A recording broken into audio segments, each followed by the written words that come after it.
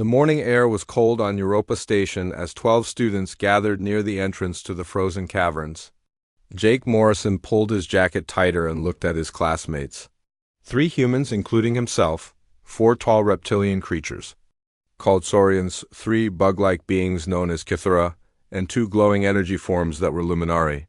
They all waited for their professor to arrive. Professor Zekthar appeared from the station corridor. He was made of what looked like living, crystal, clear and blue like ice. His body reflected the lights around him, and when he moved, small sounds like breaking glass came from his joints. He was from a world called Vorthak Prime, where everything was frozen all the time. The professor looked at his students with eyes that glowed pale blue. "Today we study real geology," Professor Zekthar said in his cold voice. "Not from books or computers, but from the actual rocks and ice formations deep in these caves. Follow me and do exactly as I say." Lisa Parker, another human student, checked her equipment pack. She studied environmental systems and always made sure she had everything needed for field work. Tony Rodriguez, the third human, came from Alaska and knew about cold weather. He also checked his gear carefully. The group walked through the station's airlock and into the cave system. The temperature dropped right away. Jake could see his breath making small clouds in the air. The Saurians started moving slower as the cold hit them. Their reptilian bodies did not handle low temperatures well. The Kythera made clicking sounds that meant they were uncomfortable. Even the Luminari seemed to glow less brightly. Professor Zekthar moved easily through the cold passages. The ice and rock around them did not bother him at all. He led them deeper and deeper into the cave system. The walls were covered with strange ice formations that looked like frozen waterfalls and crystal trees. "These formations took thousands of years to create," the professor said as they walked. "The weak species of the galaxy could never survive long enough to study them properly. Only the strong can truly understand the beauty of frozen worlds."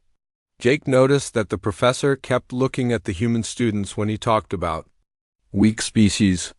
The way Zekthar spoke made it clear he did not think much of humans or any of the warm-blooded aliens in the class. They went through narrow passages and wide chambers filled with ice. The professor stopped at various formations to explain how they were made. He talked about pressure and temperature and time. But Jake could tell that Zekthar was leading them further from the entrance than was safe for a normal field trip. Lisa whispered to Jake, "We are going too deep. This is not following standard safety rules." Tony nodded and said quietly, "The professor is taking us to places that are dangerous for most of the class. Look how slow the Saurians are moving now."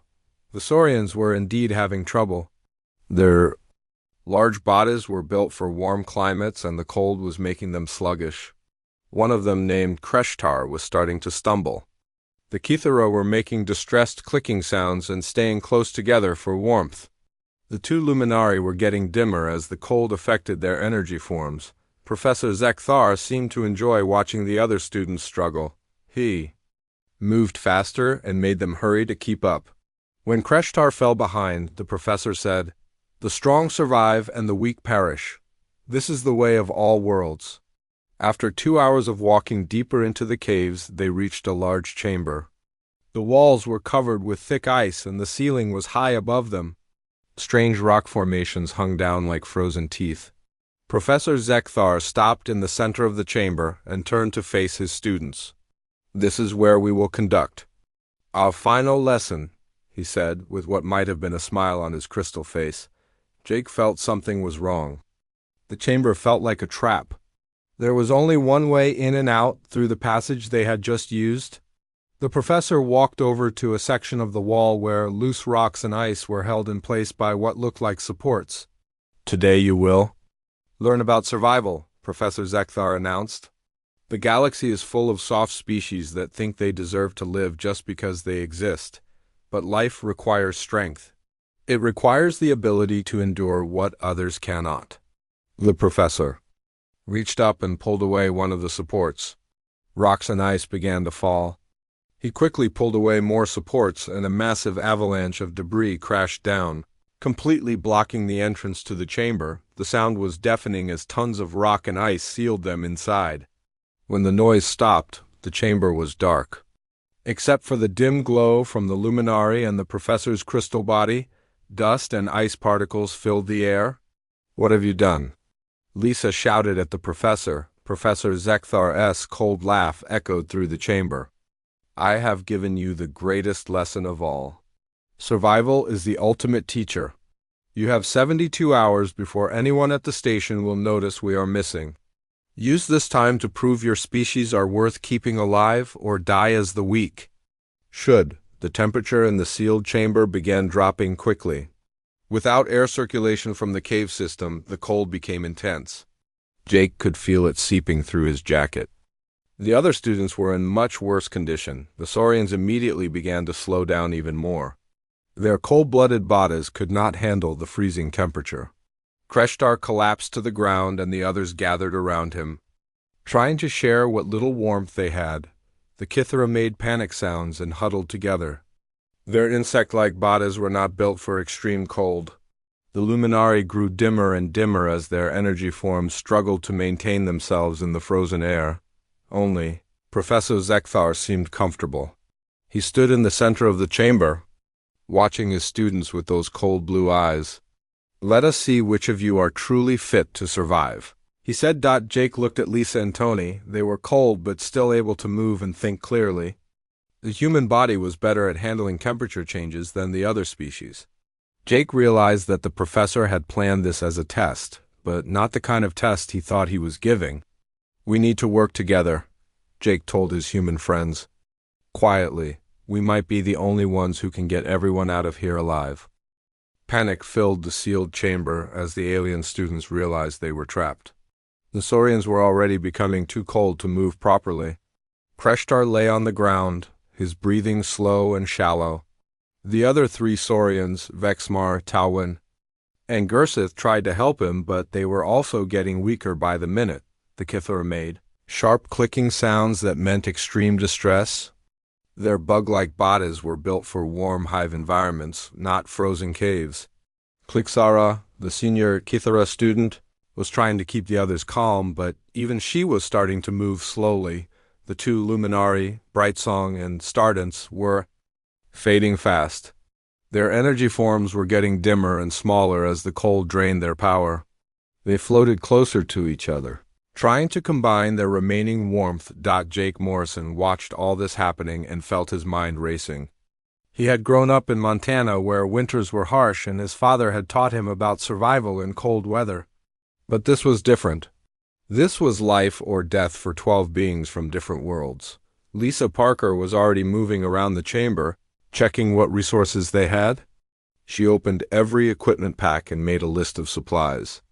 Emergency food bars, water bottles, some basic tools, sample containers, and standard geological survey equipment. Not much to work with for survival. Tony Rodriguez knew cold better than most humans. He had lived in Alaska his whole childhood where temperatures could drop far below what they were experiencing now. He began organizing the supplies that Lisa had found, separating things that could be useful from things that were just extra weight. "Listen, everyone," Jake called out loudly enough for all the students to hear. "We are not going to die here. We are going to get out and we are all going to survive this." Professor Zekthar made a sound like ice cracking. "Foolish human. You think your soft species can overcome the power of cold and stone? I have sealed you in perfectly. No rescue will come in time." Jake ignored the professor and knelt down next to Kreshtar. The big Saurian was barely conscious. His scales had turned a darker color and his eyes were closing. Jake took off his own jacket and wrapped it around the alien student. "What are you doing?" Lisa asked. "You will freeze without that." "Humans can handle cold better than they can," Jake said. "Our bodies are built for this. We evolved during ice ages when our world was frozen for thousands of years. We can survive what kills them." Tony nodded and also removed his outer jacket to wrap around one of the other Saurians. "Jake is right. We can take the cold longer than any of the others. We need to keep them alive while we figure out how to escape." Lisa understood immediately. She began helping the Kithara cluster together and covered them with spare clothing from the equipment packs. The clicking sounds they made became less frantic when they felt warmer. Jake walked around the chamber, studying the walls and ceiling. His mind was working on the problem like an engineering puzzle. He had studied thermodynamics and knew how heat moved through different materials. The chamber was sealed with tons of rock and ice, but that also meant it was insulated. "The air in here will warm up if we can create heat," he said to his human companions. "And if we can warm the air enough, we can start melting the ice that is sealing us in." "How do we create heat?" Tony asked. "We do not have any fuel or fire-making equipment." Jake smiled for the first time since they had been trapped. He pointed to the ground where ice covered most of the chamber floor. "We have fuel everywhere. Ice is just frozen water, and water can burn under the right conditions." Lisa looked confused. "Water does not burn, Jake. That is basic chemistry. Pure water does not burn," Jake agreed. "But this is not pure water. Look at the formations around us. This cave has been here for thousands of years. The ice contains organic materials, methane deposits, and other compounds that came from when this place was warmer." He knelt down and scraped away some of the surface ice with a metal tool from one of the equipment packs. Underneath was older ice that had a different color and texture. "See this? This ice has been compressed and mixed with other materials for so long that it has become something different." Tony caught on quickly. "You want to extract the burnable materials from the ice and create some kind of fire." "Not just fire," Jake said, his excitement growing. "A furnace. A heat source that can warm this entire chamber and eventually melt our way out of here." Professor Zekthar was listening to this conversation with growing anger. "Impossible. Number. Species can create fire from ice. It violates the basic laws of physics." Jake looked directly at the crystal professor. "Maybe on your frozen world, but humans learned to make fire from anything that would burn. Our ancestors survived ice ages that would have killed every other species in this room. We learned to find heat where others saw only cold." Lisa began, helping Jake examine different areas of the chamber floor. They found sections where the ice contained dark streaks and strange colorations. These were areas where organic materials had been frozen into the ice over long periods of time. Tony used his knife to chip away samples of the different types of ice and rock. Some pieces had an oily feel to them. Others smelled like sulfur when they were broken open. All of these were signs of materials that could be used for fuel. The alien students watched in amazement as the three humans worked together with a coordination that seemed almost telepathic. They moved around each other smoothly, each one knowing what the others needed without being asked. Clixara, the senior Kithara, made clicking sounds that her translator turned into words. "How do you know to do this? Your species has only been in space for a few hundred years." Jake paused in his work to answer her. "Our species learned to survive in conditions that killed almost everything else on our planet. We learned to make tools from rocks, fire from wet wood, and shelter from snow. Those skills do not disappear just because we travel to other worlds." As the humans continued working, the temperature in the chamber kept dropping. The alien students were getting weaker and weaker, but something strange was happening. The humans seemed to be getting more focused and energetic as the situation became more desperate. "This is what we do," Lisa said quietly to Tony as they worked. "When everything looks impossible, humans find a way. We always have." Professor Zekthar watched them with growing concern. His plan had been simple. The weak species would die quickly in the cold, proving his theories about evolutionary superiority. The humans should have been among the first to perish. Instead, they were taking care of the others and planning an escape that should have been impossible. Jake began using metal tools to hollow out a section of the chamber wall. He was creating what looked like a fire pit, but built into the ice and rock. "This will be our combustion chamber," he explained to the others. "We are going to build a furnace that uses the cold to create heat." The concept seemed impossible, but the humans worked with a confidence that began to give hope to the dying alien students.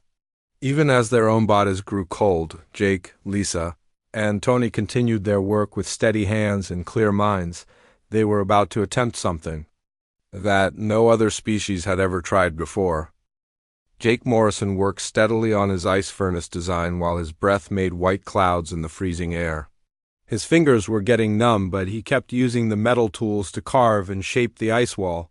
He was creating a complex system of chambers and passages that would allow air to flow in specific patterns.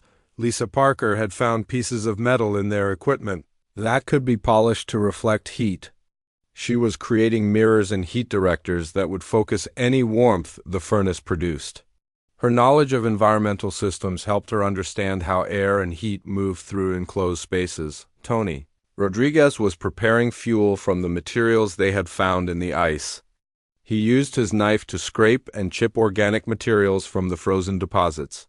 The work was slow because the materials were frozen solid, but he kept at it steadily. The alien students watched in fascination as the humans worked. The Saurians were too cold to move much, but their eyes followed everything the humans did.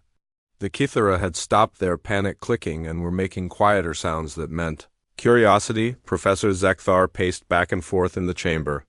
His crystal body made small ringing sounds with each step. "This is foolishness," he said loudly. "You cannot create fire from ice and organic waste. Even if you could make a small flame, it would not produce enough heat to warm this chamber or melt through the blocked entrance." Jake did not stop working, but he answered the professor. "You're thinking like someone from a world where everything is already frozen. Humans learn to work with temperature differences. Hot and cold working together can create more energy than either one alone." Lisa added, "Professor, your people adapted to constant cold. Our people had to adapt to changing temperatures. We learned to use those changes as tools." The furnace Jake was building looked like nothing any of them had ever seen. It had multiple chambers carved into the ice wall. Some chambers were designed to be very cold, while others would become very hot. Passages connected them in a pattern that would create airflow and pressure differences. Tony had collected enough organic material to fill several sample containers. Some of it was plant matter that had been frozen thousands of years ago. Other pieces were mineral deposits that contained sulfur and other chemicals that would burn. "How will you light this fuel?" asked Brightsong, one of the Luminari. Her energy form was very dim now, but she was still trying to help by floating near the alien students to give them what little warmth she had left. Jake smiled and pulled 2 pieces of metal from their equipment. "Friction," he said simply. He struck the pieces together and small sparks flew out. Metal on metal creates sparks. Sparks can light fuel if the fuel is prepared correctly. He began mixing the organic materials Tony had collected with small amounts of the chemical deposits. The mixture smelled bad, but Jake seemed pleased with it. "This should burn hot and long," he said. Lisa finished polishing the metal pieces into reflective surfaces. She arranged them around the furnace opening so they would direct heat into the chamber instead of letting it escape through the ice walls. The temperature in the chamber was now so low that ice was forming on the walls where their breath touched the surfaces. The alien students were barely conscious. Even the Luminari were starting to flicker like candles in the wind. Professor Zekthar was becoming more agitated as he watched the humans work. "Even if your device produces heat, it will melt the ice around it and collapse the entire system. You will flood the chamber and kill everyone." Jake had thought of this problem already. The lower chambers of his furnace were designed to collect meltwater and channel it away from the main heating area. The system would actually use the melting ice as part of its operation. "Professor," Jake said as he put the finishing touches on his creation, "you made one big mistake when you trapped us here." "What mistake?" Zekthar asked coldly. "You assume that humans think like your people," Jake replied. "You thought we would accept that cold means death and ice cannot be changed. But humans have always changed their environment instead of just adapting to it." Lisa loaded the fuel mixture into the main combustion chamber of the furnace. Tony arranged kindling made from organic fibers around the fuel. Everything was ready except for the spark that would start the fire. Jake struck his metal pieces together repeatedly until he got a good spark that landed on the prepared kindling. For a moment, nothing happened. Then a small flame began to grow. The flame spread to the fuel mixture, and suddenly the combustion chamber was full of bright orange fire. The alien students made sounds of amazement as heat immediately began flowing out of the furnace. But Jake was not finished. He began adjusting air passages and moving the reflective surfaces to direct the heat more efficiently. The furnace design used the temperature difference between the hot combustion chamber and the cold ice around it to create air pressure. The pressure forced air through the system in a cycle that brought in fresh oxygen and pushed out heated air within minutes. The temperature in the chamber began to rise. The ice on the walls started to develop a thin layer of moisture. The alien students began moving more easily as their bodies warmed up. Kreshtar, the Saurian who had been closest to death, opened his eyes and made a sound of relief. The other Saurians began moving their arms and legs, getting circulation back into their cold-blooded systems. The Kithara made happy, clicking sounds as their insect bodies responded to the warmth. They began moving around the chamber instead of staying huddled together. Even the luminari began to glow more brightly as the warmer air allowed their energy forms to function properly again.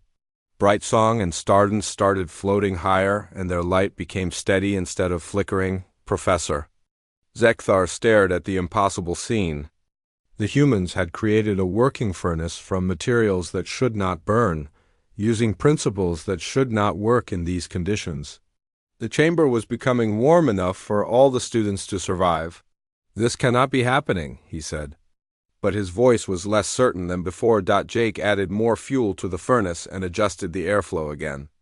The flames grew hotter and the heat output increased. "Professor, this is what humans do. We make the impossible happen because we do not accept that things cannot be changed." Elisa was already working on the next phase of their escape plan. She was studying the blocked entrance and calculating how much heat would be needed to melt through the ice and rock barrier. Tony was preparing more fuel and organizing their remaining supplies. He knew that keeping the furnace running would require constant attention and a steady supply of materials. The three humans worked together with the efficiency of people who had trained for this situation their entire lives. But they had never trained for this. They were simply doing what humans had always done when faced with impossible odds. They were refusing to give up and finding ways to turn their environment into a tool for survival. The alien students watched in wonder as the humans transformed. A death trap into a place where everyone could live. Professor Zekthar's plan was failing completely, and the humans were just getting started. The chamber was now warm enough for all the students to move around comfortably. Jake Morrison looked at his successful furnace with satisfaction, but he knew this was only the first step. They needed to escape, and that meant melting through tons of ice and rock that blocked the entrance. Jake began modifying his furnace design. Instead of spreading heat throughout the chamber, he needed to focus all that energy into a directed beam that could cut through the barrier. He started rearranging the reflective surfaces that Lisa had made, positioning them to concentrate the heat into a narrow area. Lisa Parker calculated the angles needed to direct maximum heat at the blocked entrance. She used her knowledge of physics to determine exactly where to aim the concentrated heat for the most efficient melting. The barrier was not uniform. Some areas had more ice while others had more rock. Tony Rodriguez organized the recovered alien students into work teams. The Saurians were strong now that they were warm, and he put them in charge of moving debris as it fell from the melting barrier. The Kithara were good at detailed work, so he had them create drainage channels for the meltwater. The luminari, Brightsong and Stardance, were glowing brightly again and could provide light for the work teams. They floated near the entrance area, illuminating the barrier so everyone could see what they were doing. Professor Zekthar watched all this activity with growing anger.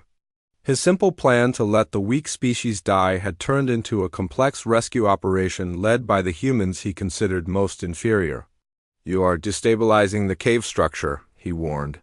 "If you melt too much ice too quickly, the ceiling could collapse and kill everyone." Jake paused in his work to look at the professor.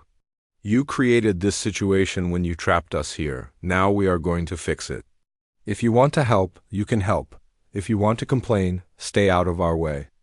The modified furnace was now producing a concentrated beam of superheated air and steam. Jake aimed it at a section of the barrier where Lisa had calculated the ice was thickest. The intense heat hit the frozen surface and immediately began creating clouds of steam. Water started trickling down the barrier as the outer layer of ice melted. But Jake had anticipated this.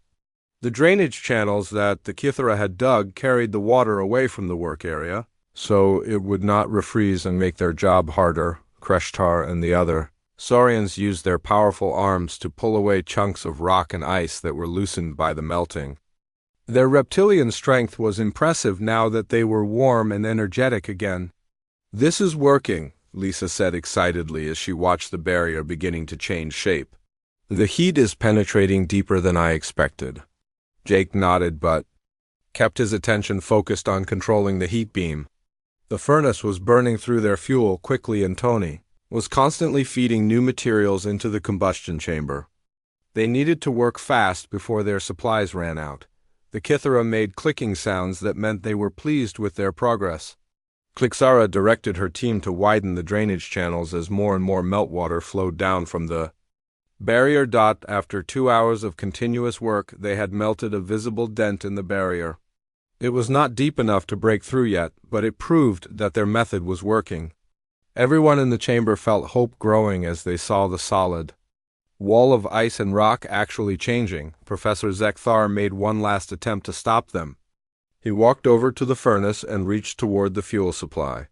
"I cannot allow you to continue this dangerous activity," he announced, but the alien students moved to block him. Vexmar, one of the Saurians, stepped in front of the professor.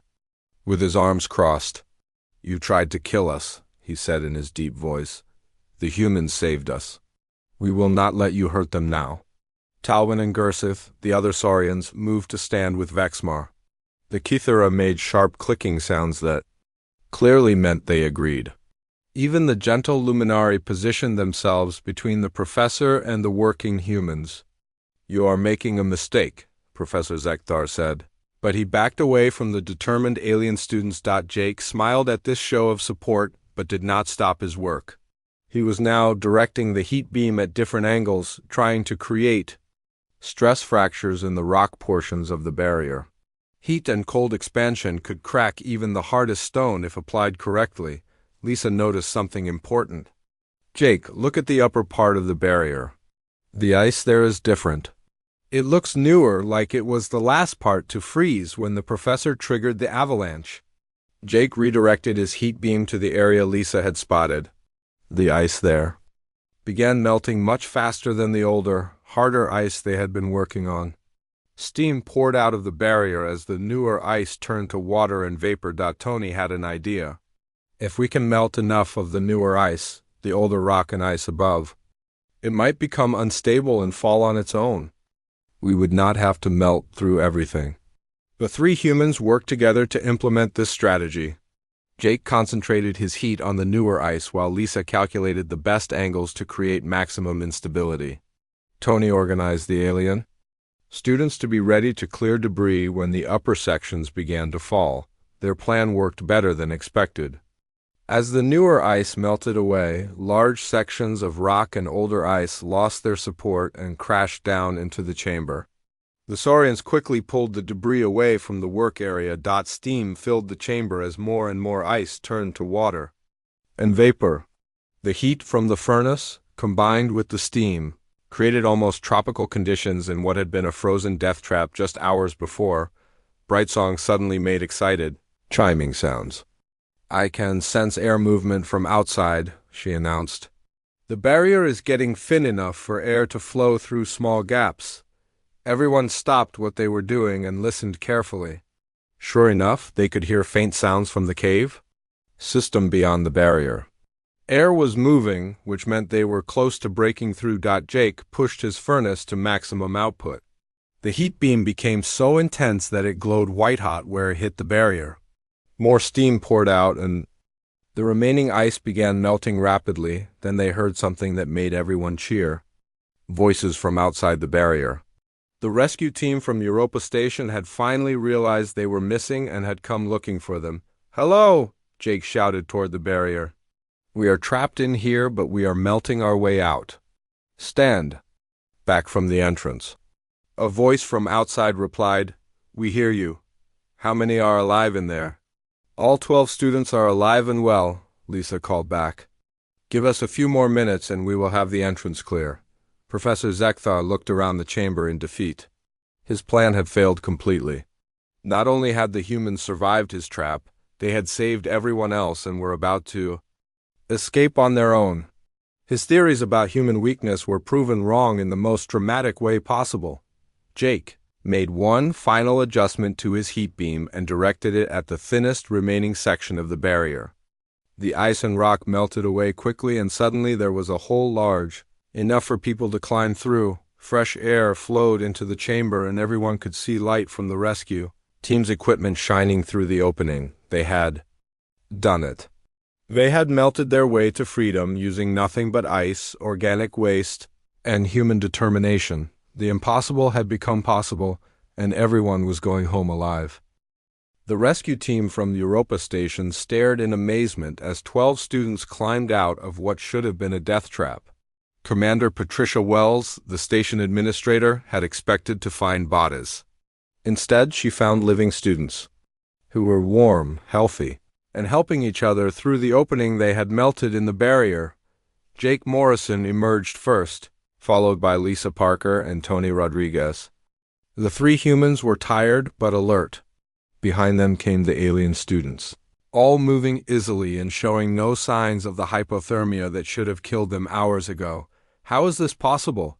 Commander Wells asked as she watched Kreshtar. The large Saurian climbed through the opening with no difficulty. "The temperature readings we got from this area showed conditions that would kill most species within an hour. The humans saved us," Klixara, the senior Kethra student, explained through her translator. "They built fire from ice and melted our way out." Commander Wells looked at the 3 human students with new respect. "You built a fire in a sealed ice chamber with no fuel or heating equipment." "We had fuel," Jake said simply. "It was just frozen. We used what was available and made it work." Professor Zekthar was the last to emerge from the chamber. His crystal body moved slowly and he avoided looking at anyone directly.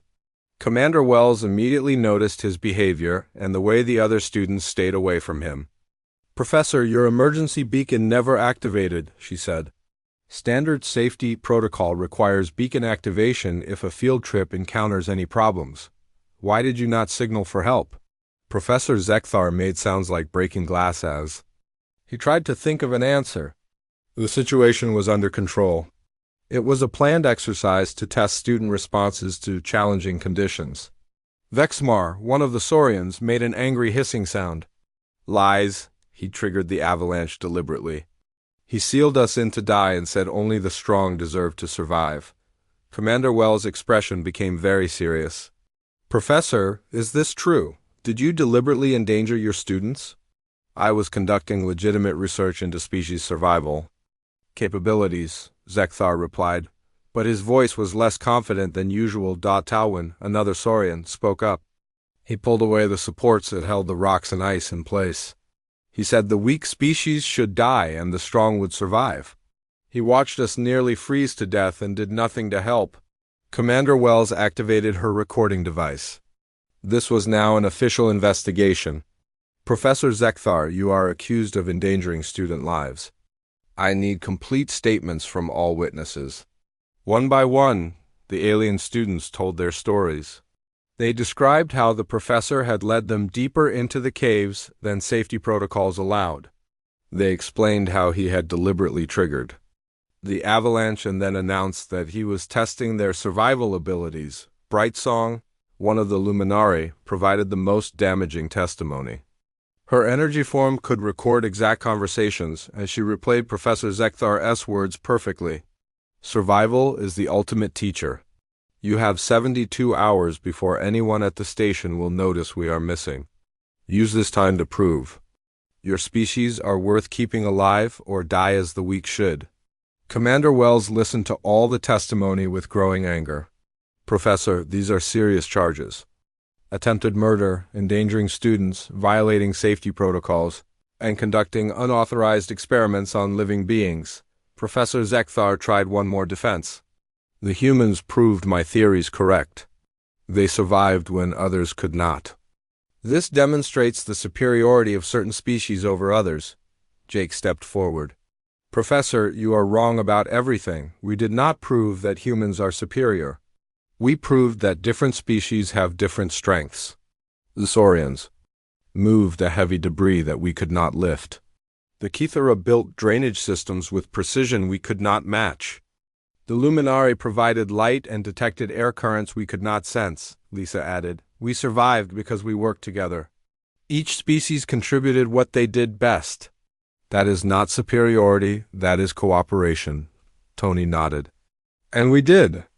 Not just save ourselves, we saved everyone, including you. If humans were really superior, we would have left the others to die and escaped on our own. Commander Wells was taking detailed notes of everything. Professor Zekthar, you are under arrest pending formal charges. Your tenure at this institution is suspended immediately. The professor's crystal body seemed to dim as he realized his career was over. This is not justice. I was conducting legitimate scientific research. Gursith, the fourth Saurian, made a rumbling sound that meant disgust. You call attempted murder scientific research. Your research nearly killed 12 students. The rescue team began documenting the scene inside the chamber. They found Jake's improvised furnace still burning and took detailed recordings of its construction. Engineers from the station examined the system with amazement. This design should not work according to standard thermodynamics, one engineer reported to Commander Wells. But it clearly does work, and it works very efficiently. The human students created a self-sustaining heat source from materials that most species would consider useless. News of the incident spread quickly through Europa Station and then to other stations throughout the galaxy. The story of 3 human students who saved their entire class by building fire from ice became famous almost immediately. Jake, Lisa, and Tony found themselves interviewed by reporters from dozens of different worlds. They tried to explain that they had simply used basic human survival skills, but other species saw it as something much more impressive. Humans continue to amaze the galaxy, one reporter said during an interview. You turned a death trap into a rescue mission. How do you explain this ability? We do not think we are special, Jake replied. Every species has abilities that others do not have. We just happen to have the right abilities for this situation. Professor Zekthar was formally charged with 12 counts of attempted murder and numerous violations of academic and safety regulations. His trial became one of the most watched legal proceedings in recent galactic history. During the trial, the alien students he had tried to kill testified against him. They described not only his deliberate actions to endanger them, but also his long history of treating certain species as inferior. The defense tried to argue that Zekthar had been conducting legitimate research, but the evidence was overwhelming. The deliberate nature of his actions and his own recorded words made it clear that he had intended for students to die. The court found Professor Zekthar guilty on all charges. He was sentenced to life imprisonment on a warm planet where his crystal body would be constantly uncomfortable. The court said this was appropriate justice for someone who had tried to use environmental extremes to kill others. Jake's furnace design was studied by engineers throughout the galaxy. The principles he had used became the basis for new emergency heating systems that were installed on stations and ships everywhere. The cave chamber, where they had been trapped, was converted into a memorial and training facility. Jake's original furnace was preserved exactly as he had built it, with a plaque that read, "When faced with impossible odds, humans refuse to accept defeat. When trapped by hatred, they choose to save everyone." The 3 human students returned to their classes, but they were no longer just ordinary students. They had become symbols of human determination and ingenuity. More importantly, they had proven that cooperation between species was more powerful than any individual superiority. The galaxy learned an important lesson from the incident. Diversity was not weakness to be eliminated, but strength to be celebrated. Different abilities working together? could overcome challenges that would defeat any single species working alone. Professor Zekthar had tried to prove that only the strong deserved to survive. Instead, he had proven that helping others survive was the greatest strength of all.